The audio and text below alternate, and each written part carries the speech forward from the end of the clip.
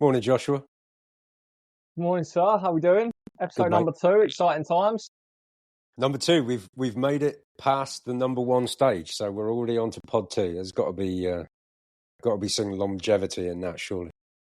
Yeah, we've made it further than 90% of podcasts. So, we've got an interesting topic today. Beauty is in the Interesting to eye of the me. beholder. Interesting to me as well. Let's rip it. All right.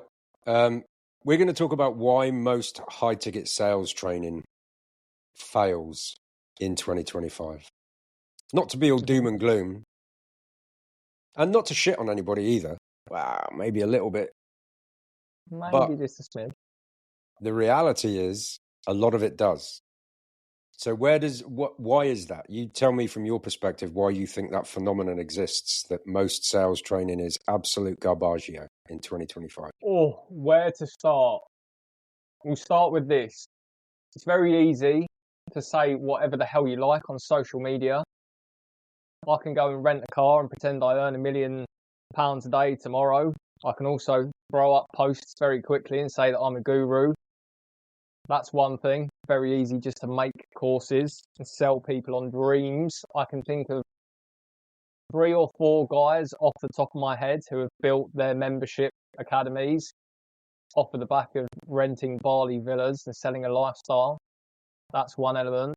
A lot of people have just been taught very old school stuff that, because they've been out of the game for so long, they don't realise just how outdated and rubbish it is. I could probably think of a million different things.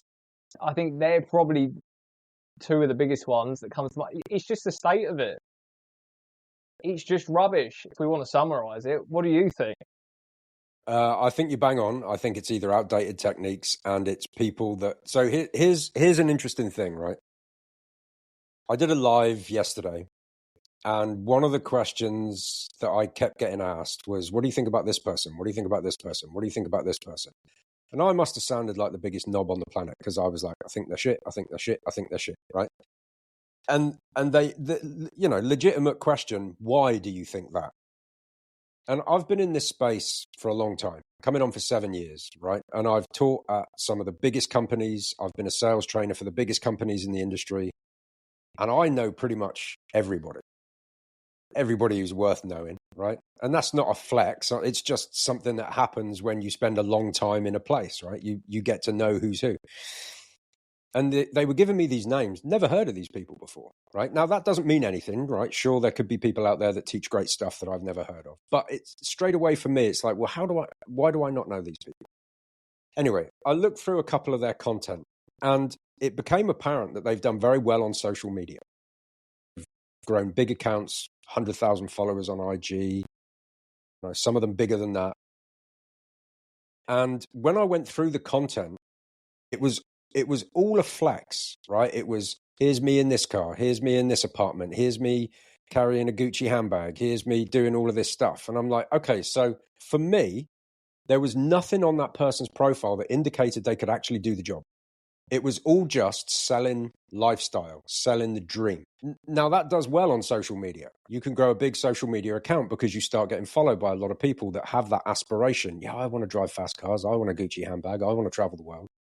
But when somebody has absolutely nothing on their profile, indicating any manner of skill set, how do you handle this objection? What do you say when this comes up? Maybe a live role play call or a live real call even. Do you know what I mean? Actually closing somebody, something like that, or actually role playing a close. I get massively skeptical. And on the person's profile in question, and I won't name names, but in one post, it was driving a brand new BMW. In another post, it was driving a brand new Porsche. In another post, it was driving a brand new Mercedes-Benz, all in like very quick succession. And I'm like, so now they never said I own these cars, right? So that's leaving it open to interpretation. But there's no way they own all those cars, right? There's just no way. Unless they're multi-millionaire. And, to be fair, that's unlikely.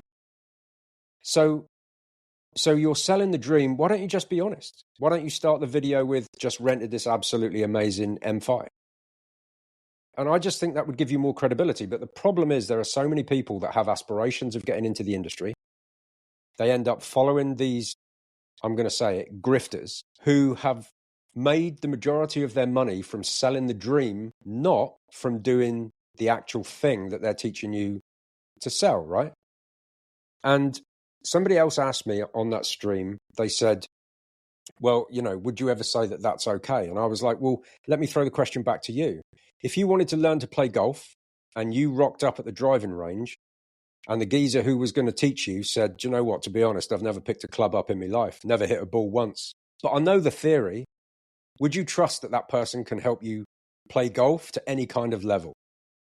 Same with swimming. Imagine you rocked up at the swimming baths and the instructor's like, do you know what? I've read a lot of books on swimming, never set foot in a pool in my life. You'd be like, fuck off. You have no right to teach me anything if you've never actually done what you're going to teach me to do. And that's my take. So the problem is how do you determine, right? How do you determine who's a grifter from who's actually done the job? I'll throw that question back to you. Well, I think a lot of people have listened to Alex Hormozy in reverse, because Alex Hormozy says, do epic shit and then share said epic shit that you have done. Now, what people tend to do, and to your point, is sell the supposed outcome of the epic shit they haven't done. Because like I said, it is very easy to, ball it up on social media. And we were talking about this morning, right? I'm going on holiday at the end of September. Me and my partner, we always rent villas whenever we go away. I am still very seriously considering doing a completely fake series talking about how easy it is to appear one way on social media. And for the next 30 days or 24 days until we go, basically make it look like a documentary of me being a remote closer leaving the UK because I've made all this money and I'm going to go and live the life abroad. And in episode 1, at the maybe 15-minute mark, I'm going to say, this is all complete rubbish, by the way.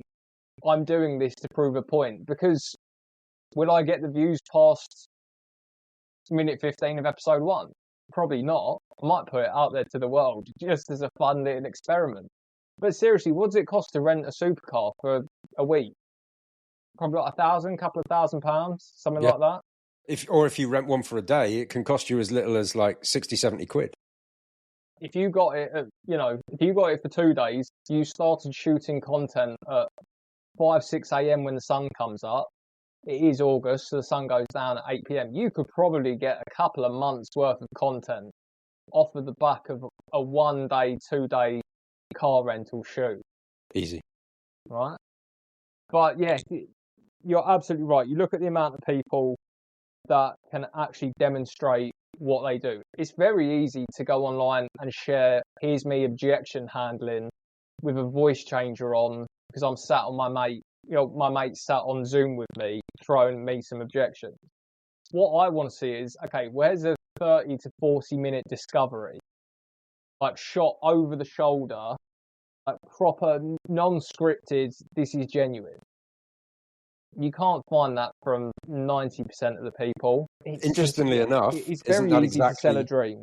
It's to sell a dream. Isn't that exactly what we have inside of the academy? Is real sales calls from real people, from you, from me.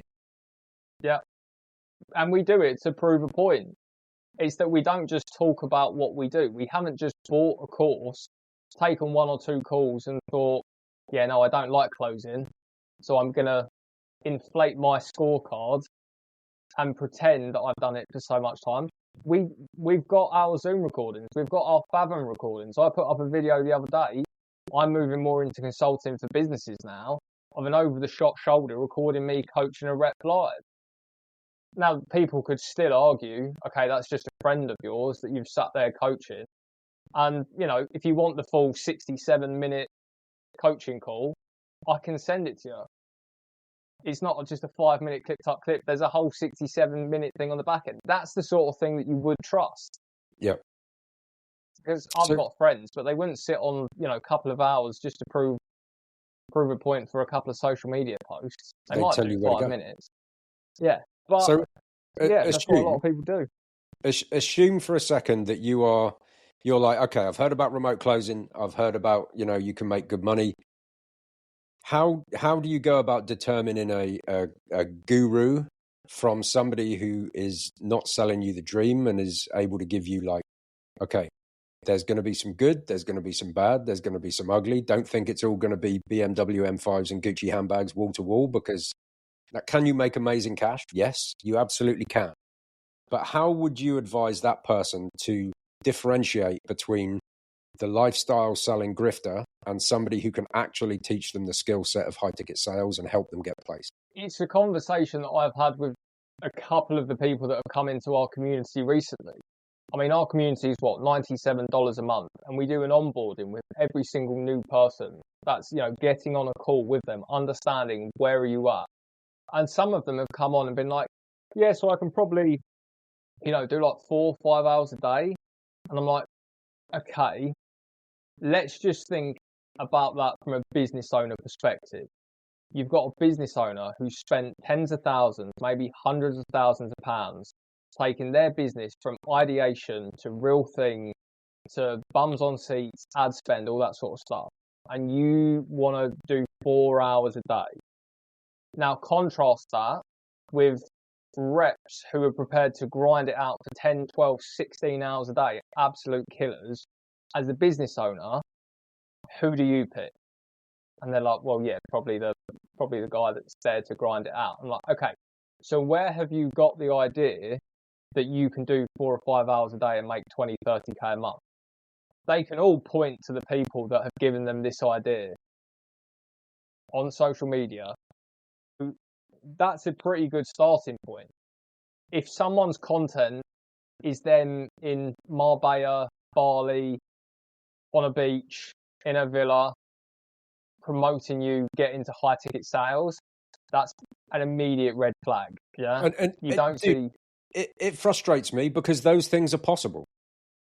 They are, but if that is what you have to rely on, rather than your skill set, your reputation, that's, pretty bottom of the barrel, right? Yeah. It's just selling the lifestyle. It's selling the dream. It's not actually giving people any real world value. Like, here's how you do this. Here's how you handle this. Here's how you find an offer. Here's how you get introduced. Here's how you interview, whatever it may be. And I think that's your immediate red flag. If somebody's just selling the dream with no actual evidence, I think that's like straight away. Yeah. Big problem. Well, I mean, one of the reasons that I was attracted to you in the non-sexual way, in the business sense of way, was that I found you on TikTok Live and someone asked about, do you offer training? And it wasn't then just a massive elevator pitch of, yes, I do. Here's the details. Get in, buy my thing, give me money. It was like, yeah, I do. So do other people. I can recommend you a few people because I might not be for you. Straight away, I was like, hang on, that's different. Because I'm used to watching like a 20-minute VSL selling me on why these particular people are the only person for me. They're the only person I should listen to. And you were just very, casual. I watched a lot of your content. Your results speak for themselves. The sort of content that you put out. You're not sat there on a beach. You're there doing real life sales calls, coaching real teams, showing real results. That for me, you could put the best VSL in the world and I could sit behind a 2-hour webinar of why this is going to change my life. If I don't believe in the person, I'm never going to subscribe, right? The analogy I always use is, do McDonald's make the best hamburgers in the world? Absolutely not. Who is the most successful beauty, burger chain in the world? Yeah. Beauty is in the eye of the beholder. To some people, maybe McDonald's do. But maybe. But the point, obviously, is they definitely don't have the best burgers. I will argue that with anybody. But they are the most successful burger chain. Why? Because of good marketing. And so I think what a lot of these people on social media have done is they've figured out social media. They figured out branding and marketing and, how to get a lot of eyeballs and get a lot of attention. So I would be more willing to accept their expertise if they taught people that. Like, you've obviously figured that out really well. So why don't you sell people that? Why don't you show them how to brand themselves on social media? Why don't you create a program doing what you've actually managed to do instead of just selling something that's trendy at the minute, which, you know, for us is the high ticket sales place. Yeah. Again, I think they've interpreted Alex Hormozy wrong. I know he says to sell the destination, not the flight. In this instance, you kind of need to sell the flight. I agree. You need to sell what's included, what are the unique mechanisms, how does it all fit together to actually make it to the runway, make it down the runway and get in the air and get you to your destination, because that is what sales is. That's the process that you actually need and the understanding of how it works, why it works, not just, you know, clickbaity objection handling and BMWs and Porsches. All looks nice on IG though, doesn't it? It does. You know, we've discussed it before. It would be so easy if we were those sort of people, if we were that way inclined to just be able to do it. But unfortunately, we have something called standards and, you know, conviction and ethics and morals and however many different ways you want to find to say them words. Those are the sort of people we believe in. Now, unfortunately, that means for us as marketers around businesses that we have, generally it takes people like us longer, but that's because we're looking for 1 out of 100 people, not 99 out of 100, just to drive quick cash and traffic. We're looking for, do you believe, do you subscribe to the same morals and values that we do? Can we coach you? Can we work with you long term? Can you serve clients at a very high level? If you can't, if you don't, respectfully, here's Instagram. You're not going to find it hard to find other people. And dude, I live in one of the most beautiful parts of the UK. I drive a really lovely car. I could do the traditional grift on Instagram if I wanted to, but that would not sit right with me. I would not sit right doing that, knowing that I'm bringing people in under what I would consider a false pretense, because there's no guarantees. There's no guarantees in life, right? Death and tax. Those are your 2 guarantees. And that when you die, they'll tax you more. 3 guarantees. But there's no guarantees, because this takes effort and it takes grit and it takes grind. And it's going to be a skill set that you're going to need to learn. Now, is it worth learning? Fuck yeah. But is it like, oh, I'm going to click my fingers and in 30 days from now, I'm going to be making 15, 20 grand a month? No, probably not. Another red flag. If you are on the Facebook forums and they say, we're looking for people to sell our high ticket program, no experience needed, run 100 miles away. Absolute waste of time. Again, coming back to a business owner who has sat there for days, weeks, months, years, stressing about how to finally bring his business together. And then all of a sudden, he's going to take on someone with absolutely no experience to be the face of his business, to be the reputation that a prospect might get on a call with someone with no experience, a week's worth of training, to then be introduced to this business. They might have been following for weeks, months, years, finally ready to pull the trigger on. I'm sorry, it does not work like that. We both know closers who slog away every single day, who train to the highest level and still struggle in the industry because there are bad offers and, you know, bad companies out there. So if you honestly think that you can go through some certification closer program and in 30 days time you're living the lie, it ain't going to happen. Well, what about the other side of that coin, right? We said that there were 2 main reasons that most high ticket sales training fails in 2025. One is the space is full of grifters. charlatans. Yeah. Charlatans. Yeah. The other is what? Why doesn't most traditional sales training set somebody up for success in 2025? Well, I'll give you my take. You've coached some of the biggest teams in the world and you can speak to this a lot more. It sort of comes back to point number 1. You can have a small modicum of success in something and call yourself whatever you want to. And you can set up trainings and methodologies and, you know, get people to subscribe to it. You know, It's like teaching, I don't know. The best way to describe it is it's crap. They just teach crap. I was trying to think of a polished way to do Don't that. hold back. But then just thinking about the amount of people that I have spoken to recently that have been through these programs, and you ask them to go through objection handling, yep, they can do that, no problem. They've memorized all the scripts.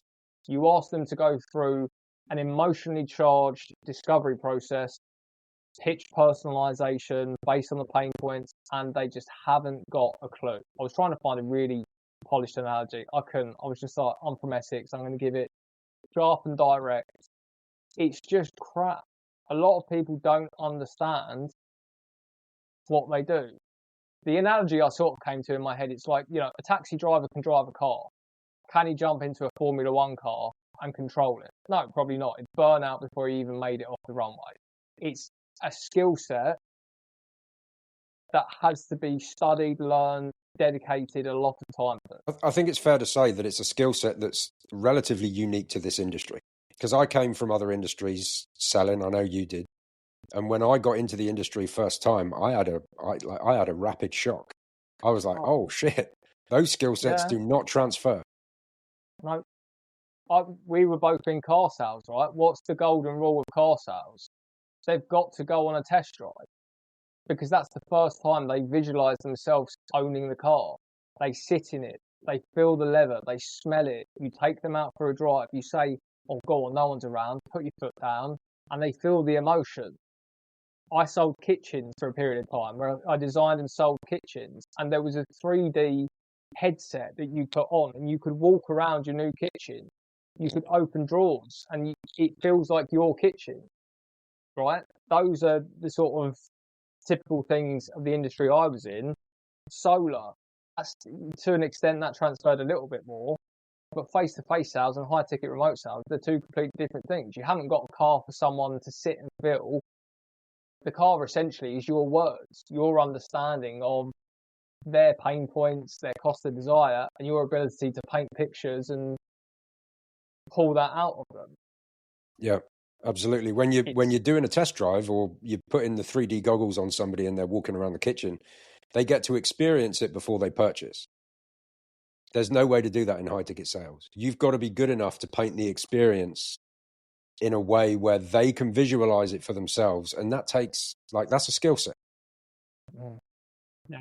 I did a call review today for a guy who's been through Jeremy's NEPQ stuff, right?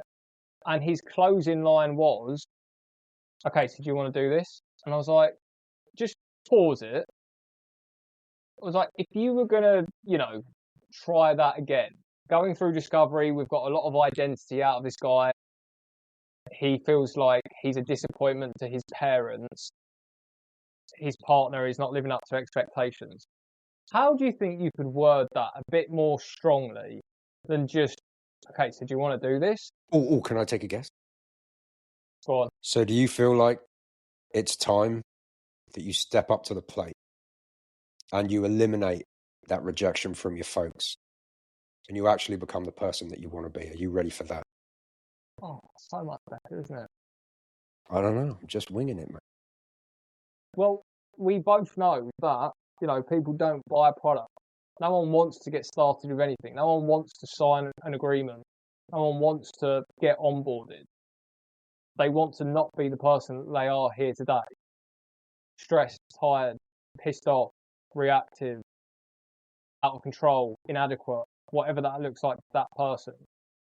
So he could have got that person over the line. Now, there were other things that needed fixing. This one line wasn't going to be the make or break, but it could have been the 80-20. It could have been the 50-50. Selling to his identity rather than, so do you want to do this? And now back to the original point, he is someone who's been through, $6,000 to $10,000 worth of training. And that was his closing line. We then came to open wallet. And he said to him, with the most skeptical expression on his face, that was it. The guy said, I need to go away and look at the money. Very skeptical. He was like, well, what do you mean? I was like, I think you wanted Jeremy's curious tone there, so we'll just switch that out. We then came to open wallet, And he went, so how much money you got? And I was just like, dude, come on. I was like, I know open wallet is more of a Cole Gordon thing, but if we're prescribing to that, at least do it the way that Cole does it. His first question is always, okay, over the next 30 days, what is coming in? We don't start with how much have you got here today. So what you're doing is just butchering different methodologies all into one and doing none of them very well. Just duct And they're taping together. supposedly, yeah, and they're supposedly, even in our eyes, some of the good ones. But there are people that do come through them. This is also another thing, isn't it? It's, do people fully apply themselves to it?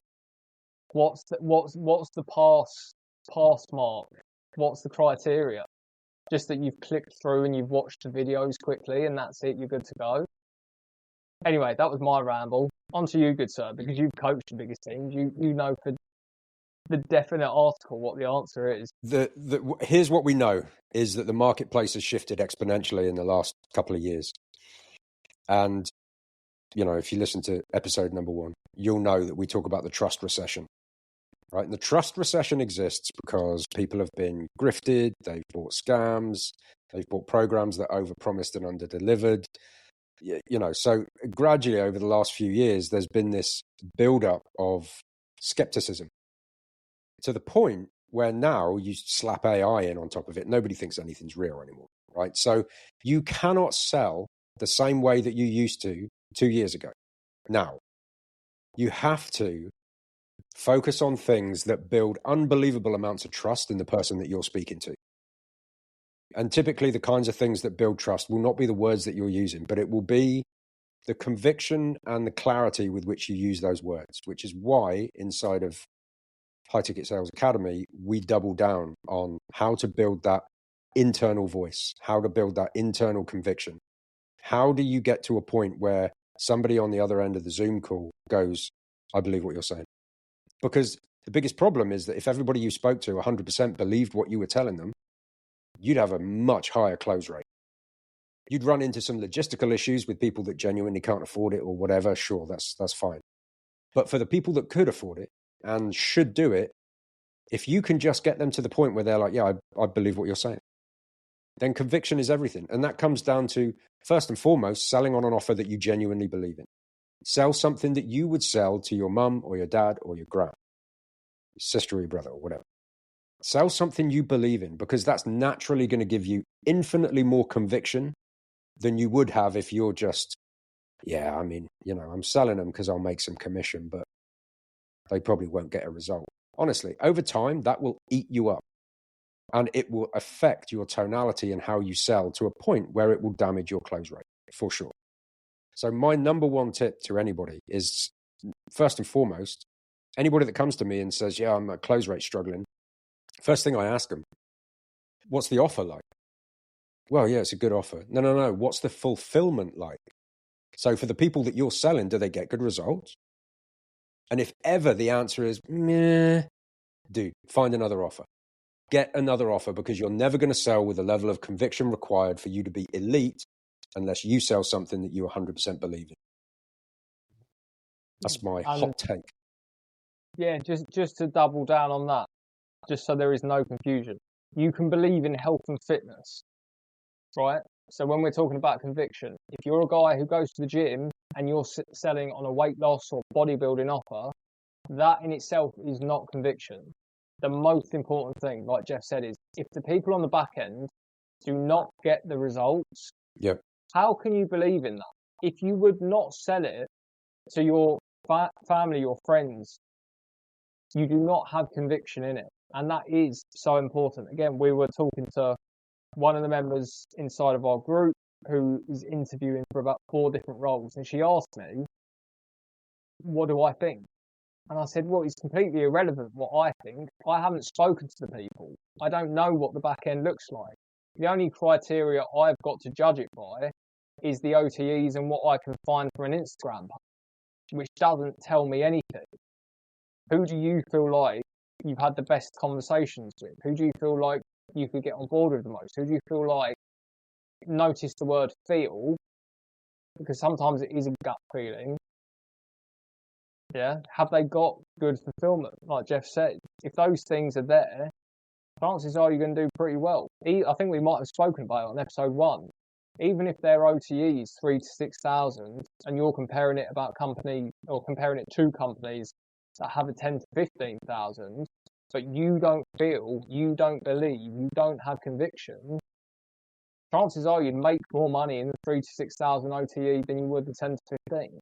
100%, because that 10 to 15 is based on perfect results, perfect criteria. And if you don't believe in what you're selling, you are never going to get anywhere close to perfect criteria. Let's end it there. Right.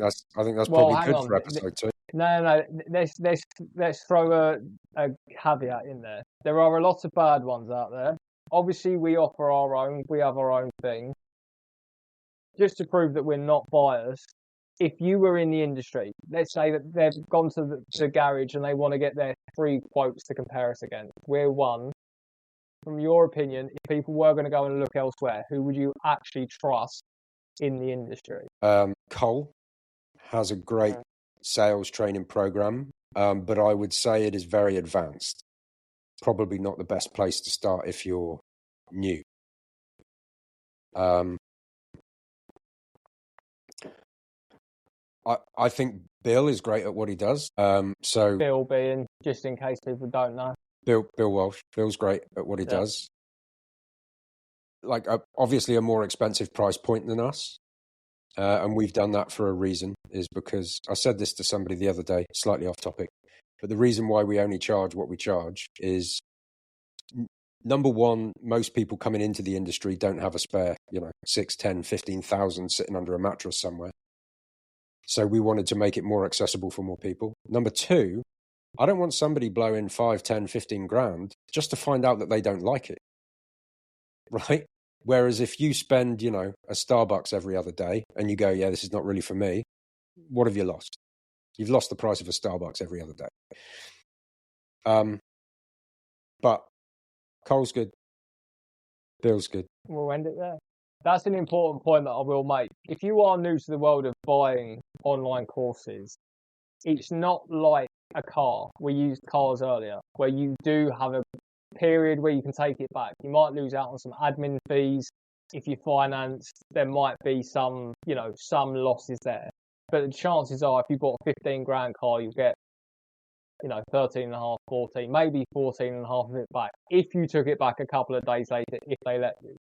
If you buy an online program, make sure you are fully invested and you want that program, because the second the access even hits your email, by the time you have logged in and created a password, you have consumed someone's intellectual property and there is no comeback from that.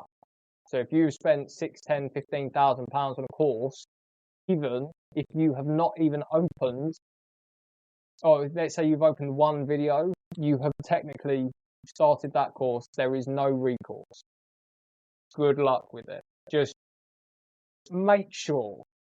Top tip right there. Top tip. Josh, if people want to find you on social media, where can they find you? So they can find me at Closer Josh, where we are very much I am very much the opposite of most people. I do not chase virality. I chase giving people the information they actually need to succeed. So if you come and find me and see that I've got less than 100 followers and think this guy isn't worth listening to, that's the exact reason why I would listen to me, and most people like that. Because they're quite often the people that give the good advice. They don't just chase clicks and shares and save. So that's me, Closer Josh, across most stuff, I think. Very good. Maybe Josh closes deals on TikTok because Closer Josh wasn't available. But there we go. What about you, Jeff? On IG, it's Business Coach Jeff. On TikTok, I can't even remember what it is, but if you just type my full name in, Jeff Ketterer, you'll find me. Be aware of like blagged accounts. There's like some spam accounts and stuff. So hang on, let me find the actual doodah. If you search anything sales, remote closing in the search term, Jeff's normally towards the top of it somewhere. You'll find me. Yeah, you'll find me. And also, if people want to look at the school group and the High Ticket Sales Academy, then you can just go to school and type in psychological sales, and you'll find it there. I'll also leave a link in the show notes, and if anybody's got any questions, you can reach out to me or Josh. There we I'll go. see you next time. See you in episode 3. Look forward to it.